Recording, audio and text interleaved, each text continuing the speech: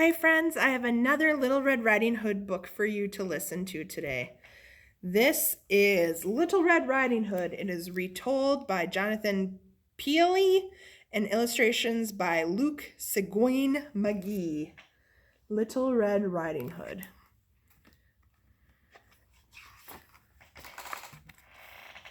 Your grandmother's sick and lying in bed, Little Red Riding Hood's mother said. I packed her a basket of apples and bread. Get on your way, Red Riding Hood. There she goes. Little Red left with her basket and all. She walked through the woods where the brown leaves fall. She met a big wolf that was hairy and tall. Get on your way, Red Riding Hood. Do you see the wolf? There he is. Where are you going? The wolf slyly said. To visit my grandmother lying in bed. I really can't stop to talk, replied Red. Get on your way, Red Riding Hood. What's that wolf gonna do? Red hurried away, but the wolf quickly sped. He reached Granny's house first and found her in bed. He swallowed her down and then sweetly said, Come inside, Red Riding Hood. Oh, in this story, he ate Granny. Oh, no. Isn't she brave? Isn't she good? She wears her red hood when she walks through the wood. Be careful, Little Red Riding Hood.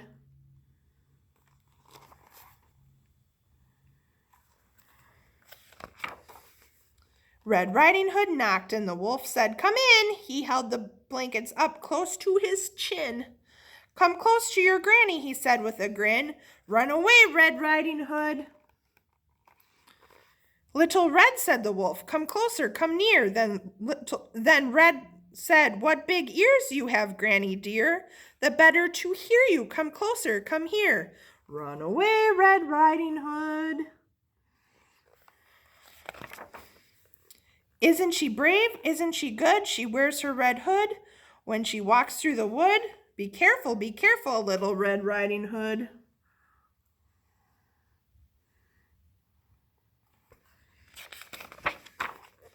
What big eyes you have, oh grandmother dear, the better to see you. It's so dark in here. The wolf said, Come to your granny, come near. He will eat you, Red Riding Hood. What big eyes you have. Oh, grandmother dear, the better to see you, it's so dark in here. What big teeth you have, they fill me with fear. The better to eat you, Red Riding Hood. Uh-oh, is he gonna get her? I hope not. Red Riding Hood gasped. Someone help me, she cried. A big, strong lumberjack who was walking outside rushed into the house with his axe sharp and wide. That mean wolf is dead, Red Riding Hood. Then Granny popped out. She hugged Little Red. They smiled at the lumberjack. Thank you, they said. Then Granny said, Rats, there's wolf hair in my bed. That mean wolf is dead, Red Riding Hood. So the lumberjack, but in our story, the woodcutter, came and got the wolf with his axe. And then out came Granny. But Granny was upset because there was wolf hair in her bed. Isn't she brave? Isn't she good? She wears her red hood when she walks through the wood. Be careful, Little Red Riding Hood. Looks like she's going back home. Oh dear, there's Granny and the woodcutter, or the lumberjack, I should say. The end. So was that story different or the same as our other one that we read, our big book? It was different. In this story, Granny got eaten by the wolf. That didn't happen in our other one. Granny got put in the closet in our other story. And it was a lumberjack in this story instead of the woodcutter. So it was a little bit different, but still pretty similar. So I hope you enjoyed that Little Red Riding Hood story. See you later, friends.